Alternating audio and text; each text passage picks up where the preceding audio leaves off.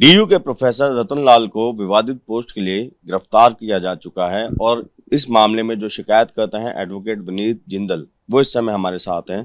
Sir, ये पूरा मामला क्या है और कब आपने इस मामले की शिकायत दर्ज करवाई?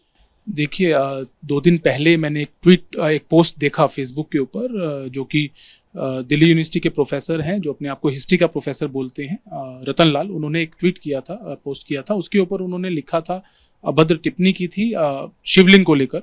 जिसके बाद मैंने एक शिकायत 2 दिन पहले ही रात को मैंने एक शिकायत नॉर्थ डिस्ट्रिक्ट साइबर सेल को दिया, जिसके बाद उन्होंने एक एफआईआर लॉन्च किया। एफआईआर लॉन्च होने के बाद we are waiting for arrest Ratan Lal, जो कल रात को उनको अरेस्ट किया गया। और इस चीज़ के लिए मैं दिल्ली पुलिस का धन्यवाद करना चाहूँगा कि उन्होंने रतन लाल को अरेस्ट किया है। सर, ये जो पोस्ट थी, इसको लेकर शिकायत आपने ही क्यों कराई? देखिए, एक तो मैं लॉयर हूँ, नंबर 1। नंबर 2, एक इंटेंट होता है, एक दिल में एक इच्छा होती है, दिल के एक देखिए, हर आदमी हर चीज़ के लिए सामने नहीं आता, और कहीं ना कहीं हमारे यहाँ के लोग, हमारे देश के लोग जो हैं वो कानूनी प्रक्रिया में जाने से डरते हैं।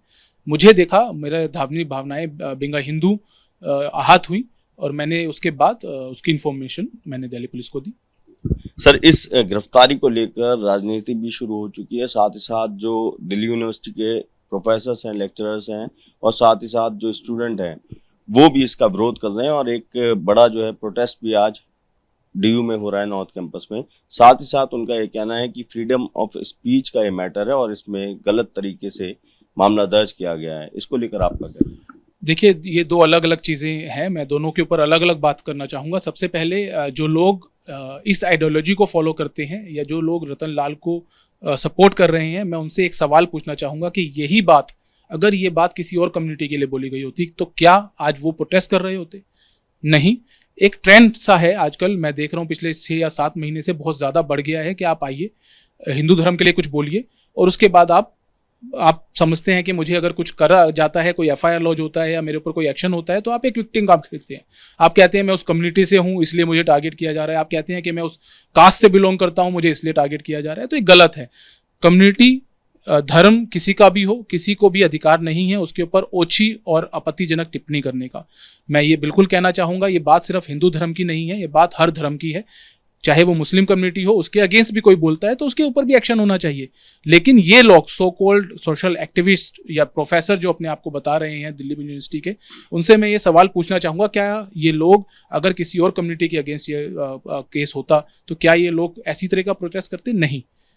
तो बिल्कुल मुझे लगता है कि गलत आदमी के साथ हैं। उनको देखना चाहिए, जो लोग अपने आप को बुद्धिजीवी कहते हैं, मुझे नहीं पता कि वो किस तरीके की बुद्धिजीवी है, किस तरीके के लोग हैं दिल्ली यूनिवर्सिटी में पढ़ाने वाले, और किस आइडियोलॉजी को फॉलो करते हैं, और क्या वो उन बच्चों को वहाँ पढ़ाएंगे या पढ़ाते हैं जो बच्चे उनके सामने बैठते हैं रोज।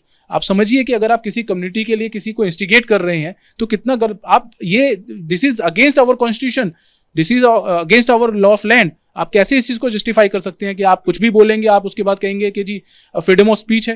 Freedom of speech is certain limitation. हमारे कॉन्स्टिट्यूशन में लिखा गया है कि आपको समझना होगा कि आपको क्या बोलना है, कितना बोलना है। फ्रीडम ऑफ स्पीच का मतलब ये नहीं है कि आप आइए और किसी के लिए कुछ भी बोलिए।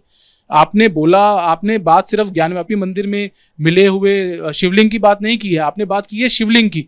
आपने शिवलिंग और हिंदू धर्म दोनों को टारगेट किया है। तो इस चीज को आप जस्टिफाई नहीं कर सकते। और ना उन्होंने किया, उन्होंने माना कि हाँ मैंने ऐसे कहा। अगर ऐसे कहा है तो आप उसकी सजा भुगतिए। तो सर, ये जो सेक्शंस लगाए गए हैं, इनकी परिभाषा क्या है? थोड़ा ये भी बता दीजिए कि क्या क्या सेक्शन जो लगाए हैं, 153A और 295A, ये क्या होते हैं? देखिए, धार्मिक भावनाओं को आहत करने को लेकर ये धाराएं लगाई गई हैं, और आप देखेंगे कि इस धाराओं के अंदर जो सजा है, वो सजा 2 और 3 साल की सजा इसके अंदर बताई गई है। और मुझे आशा है कि जब ये ट्रायल होगा, अभी तो कस्टडी में है और कस्टडी भी मुझे लगता है लंबी चलनी चाहिए, और जब ये ट्रायल होगा तो उसके बाद बिल्कुल इनको कम से कम 5 साल की जो सजा, जो ज़्यादा से ज़्यादा है, ज़्यादा से ज़्यादा 5 साल की सजा जरूर मिलेगी। और सर, कुछ जो कानून के जानकार हैं, उनका ये भी कहना है कि पिछले दिनों में इस तरह के निर्देश दिए गए थे सुप्रीम कोर्ट की तरफ से कि जहां पर सजा का प्रावधान 7 साल कम का हो, वहां पर गैर जरूरी अगर होता है तो गिरफ्तारी नहीं होनी चाहिए। तो इसमें आपको लगता नहीं है कि शायद जबरन जो है प्रोफेसर को गिरफ्तार किया गया है, उनको इन्वेस्टिगेशन भी ज्वाइन करवा सकते थे? देखिए, अगर आप देखेंगे तो अनिश कुमार जजमेंट की बात करते हैं, तो वो जजमेंट जो है वो बड़ा स्पेसिफिक है। वो स्पेसिफिक वो बात करता है जहाँ पे ऑफेंस अगेंस्ट इंडिविजुअल पर्सन हो। अगर ऑफेंस अगेंस्ट सोसाइटी है, ये ऑफेंस अगेंस्ट सोसाइटी है, ऑफेंस अगेंस्ट रिलीजन है, तो आप इसमें ये नहीं कह सकते जी 7 साल से कम की सजा है इसलिए मुझे बेल दे दीजिए। नॉन बेलेबल ऑफेंस है, आईपीसी में लिखा गया है नॉन बेलेबल ऑफेंस है। उस चीज को सुप्रीम कोर्ट ने भी नहीं नकारा है कि नॉन बेलेबल ऑफेंस है तो पुलिस को अधिकार नहीं है अरेस्ट करने का, तो वो पुलिस का राइट है, उन्होंने वो किया। अगर जो रतन लाल हैं वो इस चीज़ के लिए अब तक मानने को तैयार नहीं है कि उन्होंने कोई गलत काम बोला है या गलत काम किया है, तो उनको ट्वीट डिलीट करने की, अपना पोस्ट डिलीट करने की जरूरत भी नहीं थी, उन्होंने अपना पोस्ट डिलीट किया एफआईआर लॉन्च होने के बाद। तो ये पता चलता है कि उनका इंटेंट था, उनका इंटेंट यही था कि लोगों को भड़काया जाए। और बिल्कुल अरेस्टिंग बहुत ज़रूरी इसलिए भी है कि अगर ऐसे लोग बाहर रहेंगे और ऐसी चीज़ें करते रहेंगे तो हमारे देश का संविधान, हमारे देश की जो शांति है उसको भंग करने का पूरा खतरा है ऐसे लोगों से। और इस मामले में सर क्या आप आगे भी कोई कार्रवाई करने जा रहे हैं क्या? बिल्कुल।